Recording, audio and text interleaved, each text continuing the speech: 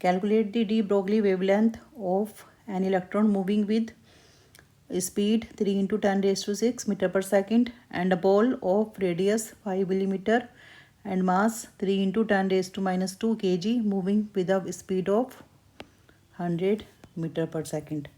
So we know that de Broglie wavelength is lambda equals to h upon mv.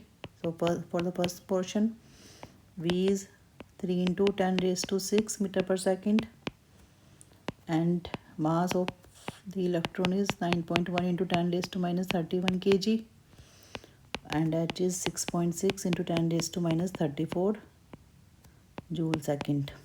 सो ये सभी हमें values put कर देनी है इलेक्ट्रॉन के लिए कैलकुलेट करने के लिए. सो 6.6 into 10 raised to minus 34 upon 3 into 10 raised to 6 into 9.1 into 10 raised to minus 31.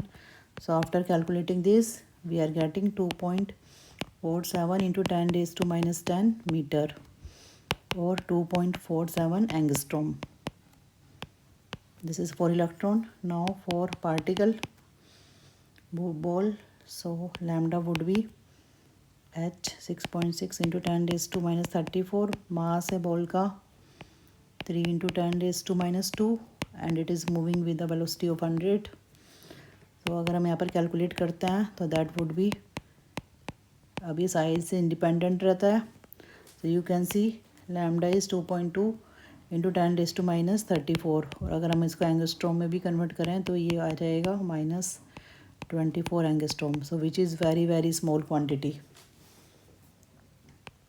So that's the reason कि हमें यहाँ पर ये जो डी ब्रोगली का कंसेप्ट है ये हमें स्मॉल पार्टिकल्स में तो which are moving with very high velocity वहाँ पर तो विजिबल होता है, पर हमारी डेली लाइफ में इट इज़ नॉट विजिबल